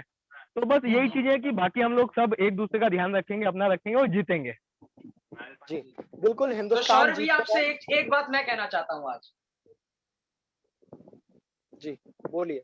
कि अगर आप अगले को अगर आप इनवाइट करना चाहें तो एक अंदाज में बुलाते हैं, चलिए उसको, कि लेने अपने विचारों से कोरोना का बदला। शौर्य भैया जल्दी बताइए कौन है अगला, क्योंकि इन सभी की चलिए बातें बहुत इंस्पायरिंग हो रही है आज, जरूर बहुत बताएंगे। बढ़िया तरीके अभी से इवेंट फिलहाल आगे बढ़ते मैं जा आप रहा है। सभी का अनुरोध करना चाहूंगा, कुछ ग्लिचेस आ रहे हैं साउंड में, तो मैं फिलहाल कोई बात कन्वे करना चाहता हूँ। आप अपना जो माइक है उसको म्यूट कर लीजिए ताकि मेरी आवाज आप तक पहुंचे। आप सभी से मेरा अनुरोध है। बहरहाल बहुत अच्छा लगा आपको सुन के। मनोज भैया ने बहुत अच्छी बातें बताई और बेहद सीखने वाली बातें हैं। उन्होंने कहा कि हम आटे और चावल पे जिंदा हैं, हम बाजरे की तरफ क्यों नहीं जा रहे, और भी बहुत क्रॉप्स के आपने नाम दिए। एक बार किसी शायर ने कहा था, बशीर बद्र का एक शेर है कि कोई हाथ भी ना मिलाएगा जो गले मिलोगे तपाक से। ये नए जमाने का शहर है, जरा फासले से मिला करो। तो ये जो हमारे बीच फासला आ चुका है, ये कहीं ना कहीं हमारी गलती है। कहीं ना कहीं एक बार मेरे एक फ्रेंड को कोरोना हो गया, तो हम जॉली टाइप के आदमी है, मजाक करते हैं, और माइल्ड कोरोना था। उन्होंने कहा यार मुझे कोरोना हो गया, वो कहने का मैं मर जाऊंगा। मैंने कहा नहीं नहीं, ऐसा कुछ नहीं होगा। मैंने कहा ये बहुत अच्छी बात है कुणाल भाई। मैंने उसे कहा कि आप प्लाज्मा डोनेट कर सकते हैं, आपको भगवान ने ये अवसर दिया है, प्लाज्मा डोनेट करके आओ, जल्दी ठीक हो जाओ और प्लाज्मा डोनेट करो। तो हमें कहीं ना कहीं पॉजिटिविटी स्प्रेड करनी है। कोरोना पॉजिटिविटी तो खैर खुद ही हो रही है स्प्रेड, हमें एक सकारात्मकता, मैं तो ये कहूँ सकारात्मकता बोले तो ज्यादा अच्छा है, क्योंकि positive is the most negative word of today. बहरहाल आगे बढ़ते हैं। हमारे साथ सतीश दिमान जी सॉरी हैं। भाई, और जी जी जी कुणाल साहब। मैं अभी मैम और शिवम राणा भाई साहब की बात में एक बात ऐड करूंगा। जैसे हमने तीसरी लहर की बात की और इससे बच्चों को खतरा है, 18 साल के नीचे के बच्चों को, तो आप ये बात अगर किसी मंच से कह रहे हैं तो हमारे भारत में क्या, रुड़की में भी इतने तेजस्वी लोग हैं, मैं दिल्ली की बात करता हूँ बेशक, तो दिल्ली में इतने तेजस्वी लोग हैं, वो ये सोच के अपने सब बच्चों को अंदर करेंगे और खुद बैठ के बाहर घूमेंगे। तो ये नहीं कहना है, ये कहना है कि बच्चे ये इन्फेक्टेड तो होंगे, बच्चों हिंदुस्तान को की ज्यादा प्रॉब्लम खतरा है, है। हाँ, लेकिन लेकिन हमें ये भी कहना है कि खतरा आपका टला नहीं, आपको भी उतना ही खतरा आपसे भी है, नहीं टल रहा है, घर में आपको बैठिए। भी उतना ही खतरा है। बिल्कुल, कुणाल भैया की बात बहुत बढ़िया लगी। बिल्कुल हाँ खतरा कुणाल तो भाई, है, क्योंकि सो लेकिन मच अभी कुणाल जी। हमें तो हमें तो कहीं ना कहीं वैक्सीनेशन हो जाएगा, जो भी वैक्सीनेशन नहीं हुआ वो बच्चों का है। और वायरस जी, हमेशा वीक को ढूंढता है। जैसे फर्स्ट वेव आई थी तो 50+ के लिए आई थी, अब वो 25+ का 20+ को लेके वो कर रही है, क्योंकि वैक्सीनेशन कहीं ना कहीं चल ही रहा है ना, तो वो वीक को ढूंढता रहता है बस वायरस। अब वीक उनको बच्चे दिखेंगे। और देखो, ये तो हमारे एम्स के डायरेक्टर गुलेरिया भी कह चुके हैं कि अब भाई घर में भी मास्क पहनो, घर में भी सोशल डिस्टेंसिंग अपनाओ। तो वो क्यों कह रहे हैं? वो इसलिए तो कह रहे हैं कि अगर बाहर तो जाना ही है, मैंने मैंने जब तो कहा आपको कि लाइफस्टाइल चेंज करने की हमको थोड़ी जरूरत, अब जी हमें बिल्कुल, वीक देना लाइफस्टाइल ही नहीं चेंज है। करने की हमें जरूरत है। और बहुत अच्छी बात शिवम जी ने कही, और बहुत कुछ आप लोगों से सीखने को मिल रहा है। लेकिन अब हमें आगे बढ़ना है और हमें अपने अगले आगे अगले बढ़ना वक्ता है। को सीखना है। मैंने ये कहा था कि हम कम लोग हैं नहीं, कम लोग बुलाए गए हैं, क्योंकि हमें पता है सर्वश्रेष्ठ वक्ता हमारे साथ सब बैठे हुए हैं। और अगर अभी बोलना शुरू करें तो कल सुबह मैं आऊं तो कल सुबह तक सब अपनी बातें रखते मिलेंगे, और वो भी फैक्ट रखते के साथ। रहेंगे। जी, तो जी। इतने अच्छे वक्ता हमारे साथ जुड़े हैं। अगर ये सतीश सुनता जी रहना ना हमारे साथ भैया जुड़े मैसेज। हुए हैं, और सर अगर आप मेरी आवाज सुन रहे हैं, आप हमारे साथ मौजूद हैं, इस इवेंट में हैं, मैं आपको पर्सनली नहीं जानता, लेकिन मैं जानता हूं अगर आप यहाँ तक पहुंचे हैं तो आप एक महानुभाव व्यक्ति हैं, तो हम आपको सुन सके तो आपकी बहुत कृपा होगी। सतीश जी, धीमान जी मौजूद हैं, अगर आप अपना माइक ऑन कर सके तो मेरी आवाज आप तक पहुंच रही हो, मेरी हेलो। आवाज आप तक पहुंच रही हो तो सभी चलिए। को बताना सतीश चाहूंगा कि जी, इस इवेंट को जब ऑर्गेनाइज कर रहे थे ना, तो आईएफबी एक सर्विस ओनर है सतीश जी, आज आईएफबी कंपनी के, तो उन्होंने काफी जी सारा योगदान दिया, तो मैं वेलकम करना चाहूंगा सतीश जी का। सतीश हेलो। जी, आप मेरी आवाज आप तक पहुंच रही है? चलिए, वक्त को ना जाया करते हुए सतीश जी तक हमारी आवाज चलिए, पहुंच ही जाएगी, कन्वे उन तक मैसेज हो ही जाएगा। अगर सतीश जी आप सुन रहे हैं तो आप आ जाइए। चलिए, कोई बात नहीं। हमारे हमारे साथ साथ हमारे जुड़े हुए आईटी हैं, हेड उनका माइक भी अनम्यूट है, लेकिन फिर भी वो बोल नहीं पा रहे हैं, समझ हो नहीं आ सकता है कोई नेटवर्क ग्लिच हो, ऑनलाइन कोई कार्यक्रमों में अक्सर ऐसा नेटवर्क होता है। प्रॉब्लम होगा। हमारे साथ हमारे आईटी हेड जुड़े हुए हैं, और साथ के साथ एक अच्छे आईटी डिपार्टमेंट संभालने के साथ साथ आप एक अच्छे व्यक्ति भी हैं, और आपने बहुत साथ दिया। और इस कार्यक्रम को बहुत सफल सारे, करवाने के लिए, लोगों को जोड़ने के लिए, वाकई मीटिंग आईडी क्रिएट करने के लिए आपने अपना बहुत योगदान दिया है। तो बहुत यश योगदान अग्रवाल, दिया। आप अपना माइक ऑन करें, अपनी खूबसूरत शक्ल दिखाएं, और बताएं किस तरीके से सोशल मीडिया से आपने कोशिश करी, और किस तरीके से हम लोग लगे हुए हैं, और किस तरीके से सिर्फ ये एनजीओ नहीं, और भी बहुत एनजीओ काम कर रही हैं। कुणाल भाई से बात होती रहती है तो दिल्ली की बहुत सी स्थितियां जानने को मिलती हैं। तो आइए, हमारे साथ यश भाई आए और बताएं कि किस पहले तो तरीके गौरी मैं से जी, सबको नमस्ते बोलना चाहूंगा, आंटी गौरी जी, नमस्ते, शिवम भैया को भी नमस्ते, शौर्य भाई को नमस्ते। भाई जो है, सबने इतना मुझे सम्मान दिया, वैसे मैं तो बहुत छोटा इंसान हूँ इन सबके सामने, मुझे कभी भी जरूरत होती है, कुछ नहीं भी आप जरूरत बिल्कुल होती है, छोटे आपने नहीं हैं छोटा अपने मैं आप कह को। दिया, तो आपने आंटी को जब ही खुद मैसेज को करता छोटा कह हूँ। दिया, आप बड़े बन गए सर। जब कहीं ना आपने सर, खुद हम को तो छोटा छोटे ही कहा, सही बड़े हैं, हम बन तो गए। छोटे अच्छे लगते हैं। आज सभी को बल्कि जो बताना है, कुछ चाहता भी जरूरत हूँ होती ना है मैं तो कि आंटी को डायरेक्ट मैसेज ये जो करता हूँ। यश भैया है ना, नहीं, छोटे नहीं हो बेटा, यश जहाँ भैया भी आज सोशल हमारी मीडिया पे पूरी कोई मीटिंग छोटा की नहीं है। सेटिंग संभाल रहे हैं। ना, आज आप सभी मैं जिस तरह एडमिट कल हुए भी हैं ना, जो भी इसमें वैक्सीन का कार्यक्रम होगा, रिकॉर्डिंग मेरे एक होगी, ये दोस्त ने सब पूछा यश भैया ही संभाल रहे हैं।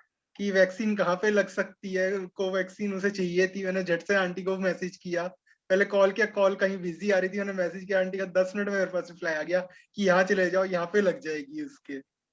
मैं कभी शौर्य को फोन करता हूँ, शौर्य हर वक्त मेरा रेडी रहता है, कभी भी मेरा फोन या मैसेज का रिप्लाई देता है हर बार। मुझे ऐसे भाई मिले, मैं तो यही चाहता हूँ। और नेट, जहाँ तक आईटी हेड का काम है, मैं तो ये है, कभी भी किसी को कुछ भी जरूरत होती है फोन के थ्रू, या कुछ भी पोस्ट कर देते हैं हम लोग। जैसे अभी मेरा एक दोस्त है उस सहारनपुर से, उसका मेरे पास फोन आया कि भाई हमें मेरठ में ऑक्सीजन सिलेंडर चाहिए, हमने सारी जगहों पे अपनी पोस्ट डाली, सब जगहों पे हमने शौर्य भाई से बात करी, वंश भैया से बात करी, सबने तुरंत काम पे लग गए हम लोग। ये कहने को वो नहीं बच पाए किसी कारणवश, लेकिन हमने पूरी और अपनी यश तरफ भाई से एक बात कोशिश आपकी करी। बात में मैं ऐड करना चाहूंगा, वंश जी मौजूद नहीं है लेकिन उनकी अनुपस्थिति में मैं ये बताना चाहूंगा कि वंश भैया बैकबोन है।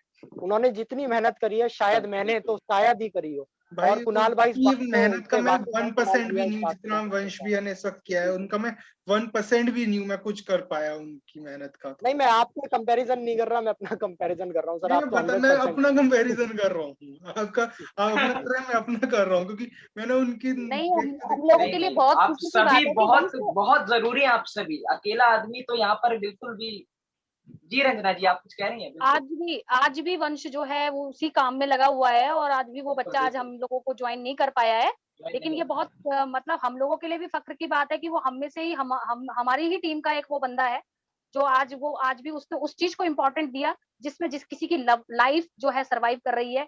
जहां उसको पहले पायरेटी के साथ होना चाहिए था, आज भी वो वही है। तो बहुत मैं तो उसको रियली सैल्यूट करती हूँ हार्टली। मैंने मीडिया के माध्यम से, अखबार के माध्यम से भी मैंने उसको जो है और बिल्कुल सलाम किया कि इतने दिल से और तन मन धन से लगता है वो बच्चा लगा हुआ है और काम कर रहा है। और जितने मेरे लेवल का होता है इंफॉर्मेशन जो भी होती है, किसी को जानकारी देकर किसी की जान को बचा लेना, क्योंकि जानकारी ही बचाव है आज के टाइम में। जो भी इंफॉर्मेशन हमारे मेरे लेवल की होती है मैं सब बच्चों के साथ शेयर करती हूँ, चाहे वो वैक्सीन की हो चाहे किसी भी संबंधित हो, जैसे यश बता रहा था। तो हम सब एक टीम के माध्यम से काम कर रहे हैं। और अगर मेरे किसी के पास भी किसी का मैसेज आता है जरूरत के लिए और आप 5 मिनट भी लेट करते हैं उसको आंसर करने के लिए, हो सकता है किसी की लाइफ 5 मिनट में चली जाए। तो इसीलिए जो भी जरूरत के मैसेज हैं उसको तुरंत देखिए, रीड कीजिए और तुरंत उस मैसेज को फॉरवर्ड कीजिए और उसको आंसर दीजिए सेटिस्फाई।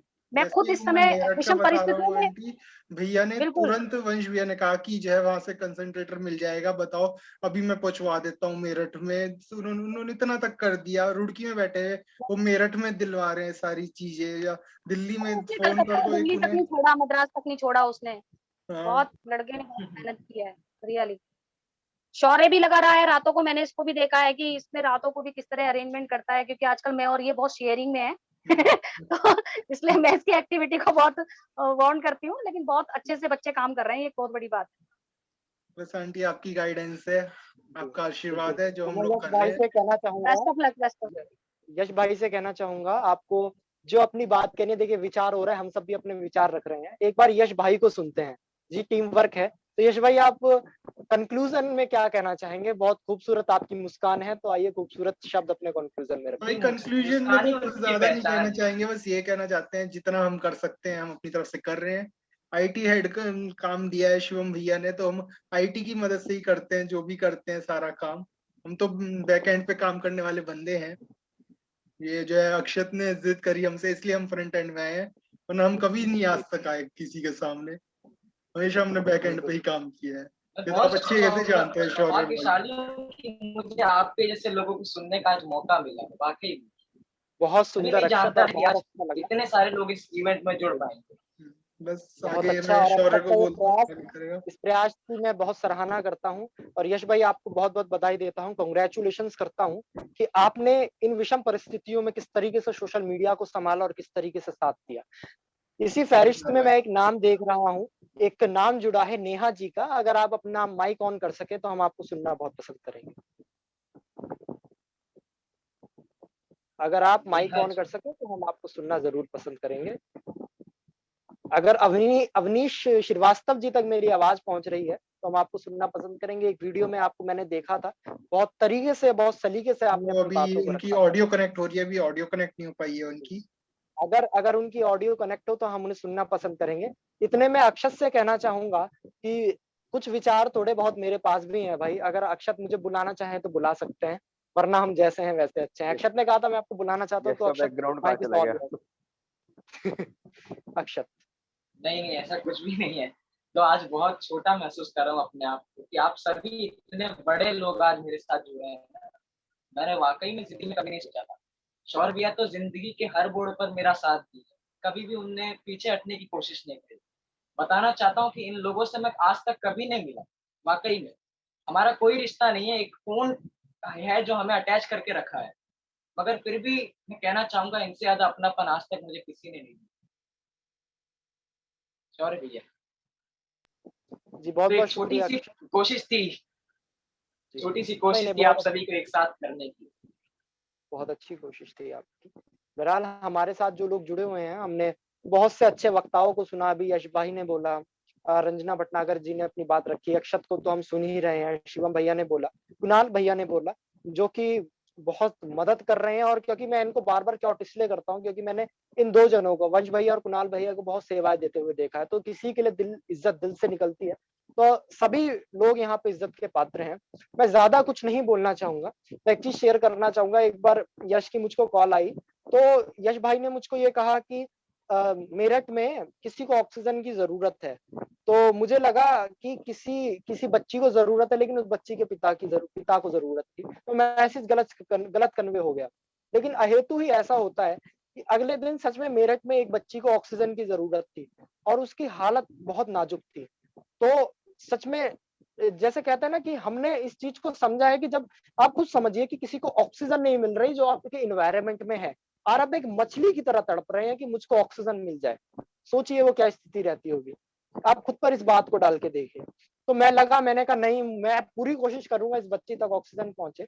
तो मैंने मेरठ के कंट्रोल रूम में फ़ोन करा, तो वहाँ से किसी पर्सन को मैंने कॉन्टैक्ट किया कंट्रोल रूम के, मैं नाम डिस्क्लोज़ नहीं करूँगा। तो उन्होंने मुझे ये कहा कि ऑक्सीजन कल तक मिल पाएगी। मैंने कहा कल तक तो बच्ची मर जाएगी सर, वो नहीं बच पाएगी। खैर वो बच्ची आज जीवित है। तो ये देखिए हमारे देश का जो सिस्टम है, वो ये कह रहा है कि कल मिल पाएगी। तो मुझे उस इस दिन बात बहुत में मैं बुरा आपको लगा। शौर्य मुझे भाई कुछ एक बात जोड़ना चाहूंगा। मैंने भी जब मुझे जरूरत थी मैंने कंट्रोल रूम में फोन किया, उन्होंने मुझे कहा कि आप अपनी सारी डिटेल्स हमें दे दीजिए, जब अवेलेबल होगी तब हम आपको फोन करके बताएंगे। मतलब ये क्या तरीका होता है, जब तब तक तो पेशेंट मर जाएगा। ऐसे तो जो आप ऐसे कैसे बिल्कुल, बोल सकते हैं। हम सिस्टम को सौरभ क्रिटिसाइज़ भैया नहीं एक कर बात अगर मैं भी आपसे कहूँ ना, तो जी। देखिए आप लोग तो एक एनजीओ से जुड़े हुए हैं, आप लोग काफी नहीं, हम जानकारी रखते एनजीओ हैं, से बहुत ज़रूर नॉलेज जुड़े है हुए आप हैं, लोगों को इस लेकिन बारे में। हम जी एनजीओ जी, से ज़रूर आप जुड़े सबकी हुए हैं, मदद लेकिन हम करने के लिए हमेशा इंडिविजुअल लेवल पे आगे रहते काम हैं। करते हैं। जी। मैंने तो आज अपनी आंखों के सामने कई ऐसे लोगों को देखा है ना, जो तड़प तड़प के आखिरी सांस उन्हें त्याग दी, मैं उनके पास आखिरी सांस तक भी मैं उनके पास पहुंच नहीं पाया। उनको कोई जी, जानकारी देने वाला भी नहीं था। इसीलिए आज ये जी इवेंट का बिल्कुल। मकसद ही ये था कि आपके थे जानकार लोग भी हमारे साथ जुड़े, जी, बिल्कुल। ताकि वो बहरहाल जानकारी आज फैल हमारा पाए। जो मकसद है कि पॉजिटिविटी स्प्रेड करना। कहीं न कहीं मेरे दिल में एक पीड़ थी, एक दर्द था कि शायद उस समय उस बच्ची को ऑक्सीजन मिलती तो उसकी जो तड़पाहट थी, झनझनाहट थी वो कम हो पाती। ये बात मैंने इसलिए शेयर करी। लेकिन बहुत से सोसाइटी के पॉजिटिव फेज़ भी सामने आए हैं।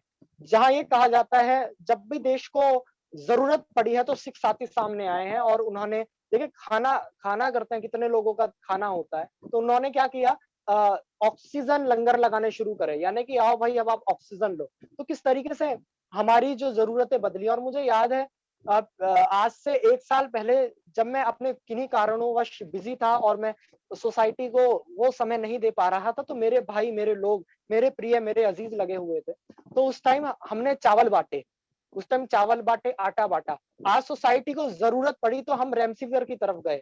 हमने इंजेक्शंस बाँटे, हमने ऑक्सीजन मुहैया करवाई। तो जिस तरीके से परिस्थितियां बदली, हमने खुद को बदला। हमने प्रयास किया कि हम हर संभव मदद पहुंचा सके। और मैंने ये पहले भी कहा था, हमले दर हमले हैं, दुश्मन का दर्द यही है, हम हमले पर संभले हैं। ये मत समझिए हिंदुस्तान हारा है, हिंदुस्तान हमेशा से जीता है और हम जीत जाएंगे। ये भी स्थिति टिकने नहीं वाली, हमारे हौसले के सामने नहीं टिकेगी। हमारे एक बहुत नहीं टिक प्यारे पाएगा, शायर कोई वो टिक कहते नहीं हैं कि पाया आज तक। दुश्मन से लड़ रहा है अभी मेरा हौसला, हालांकि सर धड़ से अलग कर दिया गया। यानी कि भले ही ये सर अलग हो जाए लेकिन हम लड़ते रहेंगे और कहीं ना कहीं लड़ते हम रहे, कोरोना से जीत जाएंगे। आज जीत हमारे जाएंगे। बहुत से लोगों ने अपनी जान गंवाई है, बहुत से लोगों से हम अपने प्रियजनों से हमने अपना साथ गंवा दिया। अभी मेघा हमारे साथ जुड़ी हुई थी तो उनके घर में भी कुछ मौत हुई है कोरोना के कारण, और फिर भी आई, मैं उनका शुक्रिया अदा करता हूँ। लेकिन जी बिल्कुल। एक बहुत बड़ी पीड़ है, बहुत बड़ा दर्द है, ऐसा हुआ। लेकिन एक खुशी भी है, हमने इस मुश्किल माहौल में भी एक पॉजिटिविटी को बना के रखा और आज ये इवेंट हुआ, हमने समाधान की बात करी और समाधान सिर्फ एक ही है शिवम भैया, समाधान सिर्फ एक ही है कि हम जैसे कई लोगों को आगे आना पड़ेगा। शिवम भैया को और वंश भैया जैसे लोगों को जो 24 घंटे फोन उठाने के लिए तत्पर है, जो अपनी कहीं ना कहीं जरूरत मुहैया करवा रहे हैं। और ये कहा जाता है कि में आप लोग भी जुड़े, सोशल आप मीडिया अपने पर आप को अलग मत समझिएगा भी। सोशल मीडिया का गलत इस्तेमाल करते हैं, लेकिन हमने आप ये इस देखा सोशल मीडिया का सही इस्तेमाल क्या हो सकता है। और मैं आपको एक तरीका भी बताना चाहूंगा, वैसे तो कोई जरूरत नहीं है, जो मैं तरीका आजमाया करता था, जैसे बड़ी मेट्रोपॉलिटन सिटी होती है, जैसे दिल्ली हो गया, तो जैसे मुझे ऑक्सीजन चाहिए तो मैं ट्विटर पे गया, मैंने डाला दिल्ली #दिल्ली ऑक्सीजन, तो जितनी भी ऑक्सीजन से रिलेटेड लेटेस्ट पोस्ट होती थी वो सामने आ जाती थी। तो लेटेस्ट चीज पे हम कॉल करते थे तो कहीं ना कहीं लीड मिल जाती थी। लेकिन कोशिश करी कि हमने मदद ज्यादा करी, हम उजागर कम हुए। हमने मदद ज्यादा करी और उजागर कम हुए, और इसकी बहुत ज्यादा जरूरत है। मैं अपनी वाणी को विराम देना चाहूंगा, और बहुत अच्छा लगा, बहुत अच्छा ये कार्य कर दिया, बहुत बहुत शुक्रिया। शौर्य भाई के बाद मैं एक बात इसमें जोड़ना चाहूंगा। सभी की बात हुई, काम कर रहे हैं, जितने भी शिवम भाई, वंश भाई, सबको ही है। मैंने कितने लोगों को देखा, बहुत बड़े बड़े लोग हैं जिनका नाम नहीं ले सकता। शायद आपने स्टेटस देखा होगा, तो हिंदुस्तान के बड़े शायरों की भी व्यवस्था बहुत अच्छे से की गई हमारे जी जी द्वारा। जी, समझ रहा हूँ। तो ये जो लोग हैं जो बीच में जो जाके काम कर रहे हैं, उनका नाम कोई नहीं ले रहा है, उनको कोई नहीं जान रहा है। हाँ भाई, मैंने करा दिया। तो मैं आज इस इवेंट पे आने का सबसे बड़ा मेरा मकसद था कि जो भी लोग मुझे सुने, वो लोग जाके कम से कम अपने लोगों से बोले कि हाँ यार, ये करो, जो जाके काम कर रहा है उसका नाम लो। हम तो जरिया है, ठीक है, बिल्कुल बिल्कुल। हम तो जरिया हैं, लेकिन काम तो वो इंसान कर रहा है कोविड में जाके। अभी दिल्ली में एक जगह पे ऑक्सीजन सिलेंडर पहुंचाना था, वहां पे उनके यहाँ पे ऑक्सीजन से पूरी फैमिली पॉजिटिव, ऑक्सीजन सिलेंडर, खाना, दवाइयाँ, डॉक्टर, सब हमने अरेंज करवाया। और इसमें खूबसूरती देखी हमारे हिंदुस्तान की, जो सिलेंडर मतलब लेके आए वो आम आदमी पार्टी के थे, जिन्होंने रिफिल कराया वो बीजेपी के, उसके बाद लेफ्टिस्ट जो थे वो जाके अब उनके घर पे पहुंचा के आए, और बाकी दवाइयाँ और खाना जो था वो सारे हमारे कांग्रेस वाले कर रहे थे। तो क्या बात है, हमारे क्या बात है। राजनीति यही में, जरूरत है देश भारतीय को, राजनीति लेटेस्ट में मैसेज, जो यही ऊपर जरूरत बैठे है। लोग हैं, ऊपर बैठे लोग हैं, वही बदनाम कर रहे हैं। बाकी इंसानियत तो आज भी जिंदा है, और ये इसे इसे मैं कह सकता हूँ कि ये इंसानियत की मिसाल है ये लोग। और वंश भैया का क्या कहूँ मैं, रात के 12:30 बजे मैं फोन करके कहा कि बेड अरेंज करवाना है, पता कीजिए। रात के 12:45 पे मुझे बेड मिल गया हरिद्वार में, और वो भी विद वेंटिलेटर। क्या तो बात है, वंश भैया विद की बात ही, वेंटिलेटर। जबकि हरिद्वार में वेंटिलेटर की बहुत कमी है। आप गिन सकते हैं कितने वेंटिलेटर हैं? जी मुश्किल से, जितना बिल्कुल। मुझे पता है, 30-35 वेंटिलेटर मुश्किल से शायद हरिद्वार में हो। तो ये बड़े हैं वैसे तो, लेकिन ये है कि फिर भी उसकी जितने पेशेंट है उसके अकॉर्डिंग उनकी यूटिलिटी भी उतनी नहीं है, लेकिन फिर भी हाँ, ये बहुत बड़ी बात है कि जरूरतमंद को उसने उस टाइम 15 मिनट के अंदर अरेंज कराना, कुणाल को सेटिस्फाई करना, ये भी बहुत बड़ी बात है। उस समय आदमी की लीड जी, कहाँ है, कैसे वो अरेंज कर रहा है, किससे बात कर रहा है, और बहुत मेरे बड़ी साथ बात है। सबसे सबसे अच्छी बात क्या है कि मैंने आज तक कभी वो इंस्टाग्राम, व्हाट्सएप और ट्विटर की लीड ही नहीं देखी। मेरे जो लोग हैं उनसे मैं अगर एक बार कह देता था, मेरे जो अपने, उनसे बस कि भैया ये करना है, तो अगले आधे से 1 घंटे में हो जाता था, अगर वो चीज मुमकिन है तो। बहुत बड़ी बात है, बहुत बड़ी। बहुत शुक्रिया। जी, बहुत और अच्छी भैया बात मैं है जीवन आपको में। बताना चाहता हूँ कि अगर और लोग जो अभी नहीं जुड़ पाए थे, मैं आप अगर आप उनको इनवाइट कर सकें, शायद उन तक अब आपकी आवाज पहुंचे। आप आवाज दे दीजिए उनको, हम उनको सुनना पसंद करेंगे। सतीश जी, आप मेरे साथ जुड़े थे। हेलो, आपको आवाज आवाज आ रही है हमारी? सतीश जी, अवनीश जी, नेहा जी, मेघा जी। चलिए अक्षत जी, कहीं ना कहीं आवाज पहुंची होगी। पार्टिसिपेशन बहुत जरूरी होता है, वो यहाँ तक पहुंचे। पार्टिसिपेशन और बहुत अच्छी बात कुणाल जी ने कही, और बहुत कुछ इनसे हमको सीखने को मिला। और मैं ये कहने वाला था कि धन तो बहुत कमाया जा सकता है, धन तो बहुत कमाया जा सकता है, लेकिन लोग कमाने बहुत मुश्किल होते हैं, और लोग कमाए जाते हैं सिर्फ और सिर्फ निष्ठा से और अपने काम से। तो इस मीटिंग को हेलो। एंड करते हुए, हाँ जी, हेलो। किसी की आवाज है। हेलो, हाँ जी, मैं नेहा हरिद्वार से बात कर रही हूँ। जी नेहा जी, अगर नमस्कार आप नेहा अपना जी। कैमरा ऑन कर सकें नमस्कार। तो। नहीं, कैमरा सॉरी, उसके लिए मैं म्यूट ऑडियो में ही जी बात कर लेती हूँ। सर, ये आपका जो एनजीओ है, इसका हरिद्वार में भी ब्रांच है या सिर्फ रुड़की में ही है? जी, हमारे हरिद्वार में भी बहुत से लोग हैं, और हम रुड़की, हरिद्वार, जितने भी उत्तराखंड के एरिया में है वहाँ काम करते हैं। और बेसिकली जो हमारा ऑफिस है वो रुड़की में पड़ता है, लेकिन हरिद्वार में भी बहुत से अजीज लोग हैं, मनोज भैया हैं, तो हम हरिद्वार में भी अपनी सेवाएं देते हैं। Okay sir. जी। आप हमारे मैं साथ तो खैर बिल्कुल पहली जुड़ बार ही आई हूँ, उससे ज़्यादा क्या बोलूँ, अच्छी लगी आपकी मीटिंग, पूरी सुनी मैंने। मैं लेट ही जॉइन किया था बट कंटिन्यू सुन रही हूँ। बहुत अच्छी बात है, अच्छा आपने एक अच्छे लगा। लिसनर की हाँ, तरह सुना। हाँ जी, नहीं आप सभी काफ़ी अच्छे वक्ता हैं, सभी अच्छा बोल रहे हैं और आपका काम सुन के भी अच्छा लगा। काफ़ी मेहनत से काम कर रहे हैं आप इस समय में और आप बस मैंने सोचा चलिए एनजीओ से जुड़ें, कभी आगे के लिए जुड़ के रहना बिल्कुल आप चाहिए। हमारे साथ जुड़ सकते हैं और और बहुत-बहुत शुक्रिया आपने हमको सुना और बहुत अच्छी बात है कि वक्ता होना बहुत अच्छी बात है, लेकिन सुनने वाला हाँ होना जी। बहुत महान बात है। अच्छी बात और महान बात है, तो आपने महान काम किया, आपने अब तक हमको सुना, तो उसके लिए हम आपका शुक्रिया अदा करना चाहेंगे। खैर, थैंक यू सो मच। बहुत हाँ अच्छा जी। लगा आप हमारे साथ जुड़े और बहुत अच्छा लगा आपसे बात कर और आप सभी लोगों से हम मुखातिब हुए, आप सभी लोगों से बात करी। तो आपको अलविदा कहना चाहूँगा और बहुत-बहुत धन्यवाद कहना चाहूँगा आप लोगों से जुड़कर हमें आज बहुत अच्छा लगा है और मैं आपको कहना चाहूँगा कि हमारे हिंदुस्तान ने हमेशा से हर जंग जीती है और यह जंग हम जीत लेंगे। यह जंग भी हम जीतने वाले हैं और क्योंकि हिंदुस्तान कभी हारा नहीं है, हिंदुस्तान हमेशा जीता है। तो हिंदुस्तान आगे भी जीतेगा। तो सभी को बधाई और सभी को शुभकामनाएँ। आप सब अपने घर रहें जितना हो सके और जिसको बाहर निकलना है तो प्रिकॉशंस लें। इसी के साथ आप सभी को अलविदा। बहुत-बहुत प्रणाम, बहुत-बहुत अच्छा लगा। बस